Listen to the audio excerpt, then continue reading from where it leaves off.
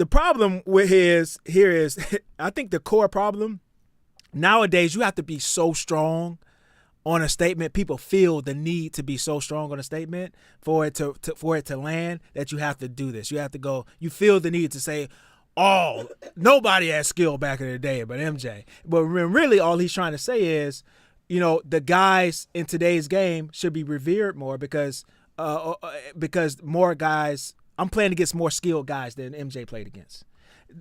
You should tip the scale when you're talking about who's better from in this era versus that era because I'm playing against more skilled guys. That's all he's really trying to say. But because and I'm an ant guy, but go win something besides being a bench guy in the gold medal team. That's fine. But because he's that's what it is. You have to. Yeah, he feels the need. You have to say that. And but the see, truth like, is, there are more skilled. There's a ton more skilled guys. That don't make them better, but there are a ton more skilled guys in today's game than there were back then. It just is what it is. Oh, Ant-Man. Yeah. All right. So Anthony Edwards, he's been on the tear with some of these remarks. Lately he talked about. When asked if he's going to do the 2-year, what's the 2-year? The FIBA World Cup. Yeah. He said, hell no. Yeah. He's only an Olympic guy. And now he's saying, I don't think anybody had skill back then. Michael Jordan was the only one that really had skill. And on the 90s, you already have Isaiah Thomas that come out. And really all he said was, be careful. Be careful what you. I don't know what that meant, but be careful what you say. Many disagreed. Yeah, but it's that's a weird response. I don't know. Are you saying you're gonna come out and fight him? I don't know. It is. It's such a. It's a ridiculous comment. It's a ridiculous conversation. It's you're not going to. The way the game's played now is much different than it was. But to say that nobody had skill, that's also not really accurate. Yeah. I mean, I just think you look at guys, whether it was like Kevin McHale and Olajuwon post moves. I mean, current guys still go to Olajuwon to learn footwork and post moves. I mean, that's just a fact. That's a skill. I mean, Embiid did. Yeah, that's what I'm saying. He's still a valued resource in that area.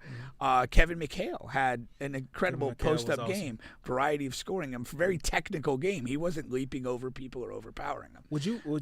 I would consider him more of an 80s to 90s, but of course he played in the 90s, so whatever. Yeah, I mean, if we're asking, decade specific becomes a little nitpicky, to me. Yeah, but technically he played in the 90s. Yeah, played into the 90s. Yeah, I mean, Magic Johnson in the past. It's weird. I think we talked about this.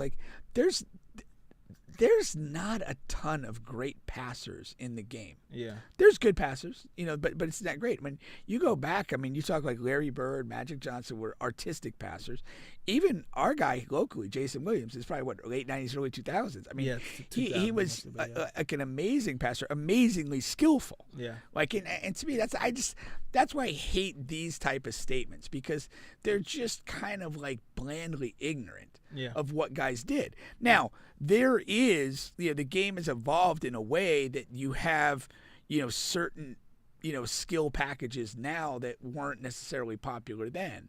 Now every good player has Euro step, every good player has float game, every good player has, kind of off-tempo finishing moves and stuff like that. That it's all stuff that, that's kind of evolved, and once somebody starts doing it, then it becomes the thing to add to your game, which is what players should do. But it doesn't mean that there was no skill back then. They're not doing the same skills you're doing now. But that's what they were. Now, it's very boring versus watching it in the 80s and the 90s. So you and Carvis would get along well. Yeah, Carvis loved the 80s and 90s. Wait a minute, Carvis, his son played Scooter? I don't know. His son does play Is his name ball, Scooter? but his son is very young, so I don't know. He's from Pine Hills? No. That's Carvis. I know Carvis. You know a Carvis? Okay. But yeah, so I don't really like watching the NBA because Really? I'm not a big fan of LeBron. I'm not a big fan of I like the younger teams, the younger guys. Yeah. So I like Anthony Edwards. I like Jay Morant.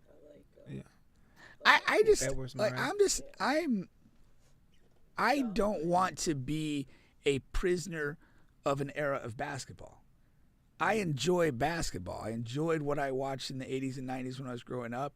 I enjoy what I see now. It's you just kind of change with the game and stay relevant. I have no interest in arguing to somebody that the 90s was better basketball. It doesn't matter.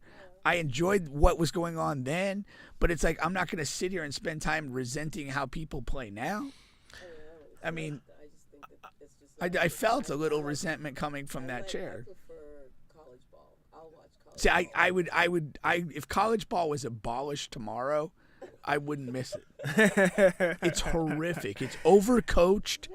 It's overcoached. I hate college the ball. majority of the players suck.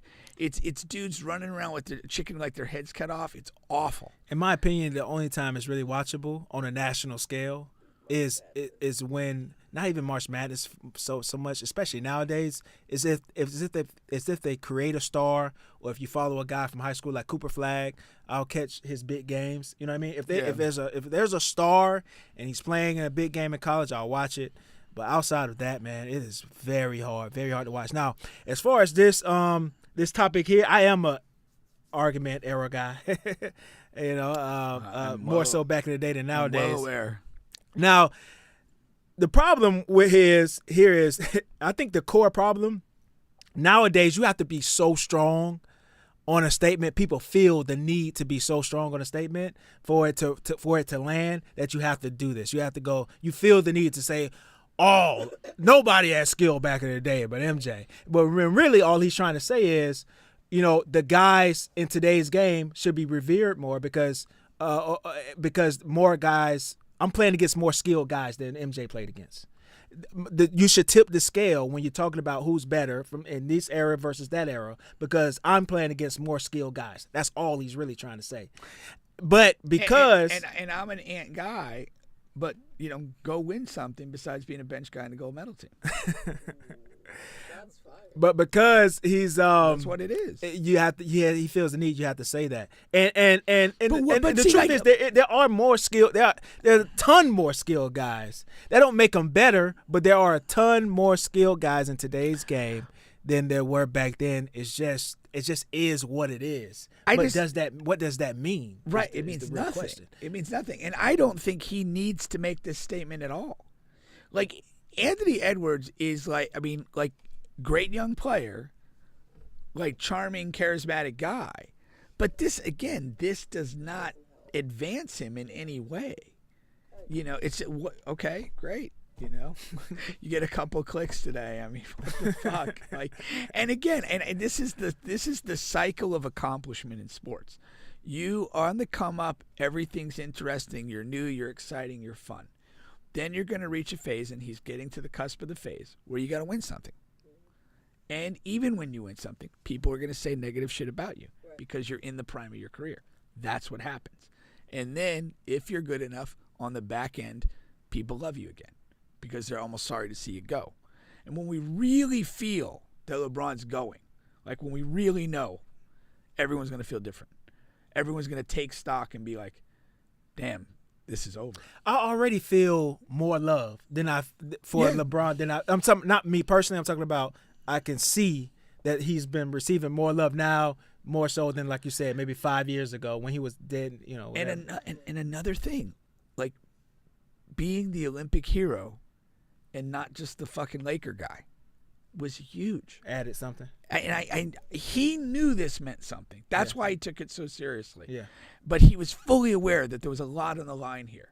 This sets the stage for the final phase of his career. Yeah. You know, a glorious moment leading this team to an Olympic gold medal, and then now, like, whatever he's able to accomplish with the Lakers, maybe a couple good moments with his son, and then we really know, hey, this is winding down. But did you think that also helped? Because I felt like that he had a lot of negative backlash with his son getting drafted, like his. Yeah, there was a lot of talk about it, a lot of a lot of white noise about it. But yeah, when you saw the way he played in the Olympics, you know, and it spoke for itself, as it should. You know, all these other like clickbait topics, you know, this quote, the Bronny stuff, who gives a shit? Like, it's what you do on the court, and he delivered that, and for that we're grateful. You know what's funny about that? I don't think LeBron received much backlash over the. I think Bronny received backlash over Bronny. Well, yeah, I don't think it was targeted. Like there wasn't negative directed at LeBron. Like you did this, you're whatever. But it was just this talking point It was that was out there, and I think Bronny is at the tip of the spear of that. But there's just there's like it was just beautiful to watch him play like he did in the Olympics and win. And to me, it definitely, like for a lot of people, you just feel that love again and feel good. And we know, like unless you're deaf, dumb, and stupid, there's plenty of those people. We're entering, like, it's year to year. Yeah. Like how much longer is this going to be here for us? What is interesting and funny about that is, though, Lakers are not a good NBA basketball team, and if they try, so they're going to lose games anyhow. They're going to be in the play-in, conversation. But if they force minutes to Bronny and lose games that they were going to lose anyhow, it could turn the tide on the LeBron talk, because people are going to just automatically assume it's LeBron trying to get Bronny on the court. Yeah. And that it could change again. Yeah, they're going to have to manage that. So I don't know how. Yeah, they're going to have to manage that. To avoid that, they should just stick him in the G League and just. Well, I think that's the plan, but there's going to be. He's a big enough personality and a big enough story that he will play for the Lakers this year at some point. That's what I would. Yeah, I think the majority of his time is going to be in the G League, but at some point he's going to do it. But I do think they have to be very tactical about how they do it. Maybe pick a window of time when the roster is depleted, you got a bunch of guys injured or whatever, and it's we'd basically be pulling up a street free agent or a G League guy anyway. Well, we're gonna pull up Bronny now. Don't force it. It can't be felt forced. That's what I'm saying. If it is like the Lakers are playing on Christmas Day, and guess what? Bronny gets called up, because the G League's out for 3 weeks, and we're gonna get him 12 minutes, against Denver. Like, no, you can't do it that way. Yeah. It's got to be somewhat organic, and I think you got to manage the situation. And I think. I don't think a lot of enough energy or intelligence is applied into managing these situations. And it kind of starts with this quote. To me, this is a dumb, pointless quote. It doesn't advance Anthony Edwards at all. I'm not saying it's a bad thing or he's going to get bashed over it, but it's just irrelevant. Yeah. And then, like the Bronny thing, how do we introduce him to the team? Like, how do we make this work where it doesn't come off as a force, it doesn't appear to impact or compromise our results or objectives as a team? And again, he's got to do his part by being ready and be able to do something. He can't go out there and have 3 turnovers and go 0 for 2 and look like he clearly doesn't belong. Yeah. So he's got to be at a level, and they got to manage it. I mean, they've got to see like how he's developing and have a good level of comfort that, okay, if we put him in, what's that? Not badly injured. He is a little injury? You're talking about Bronny, right? Yeah. Not badly injured. He's good. He'll be good for the start of the season.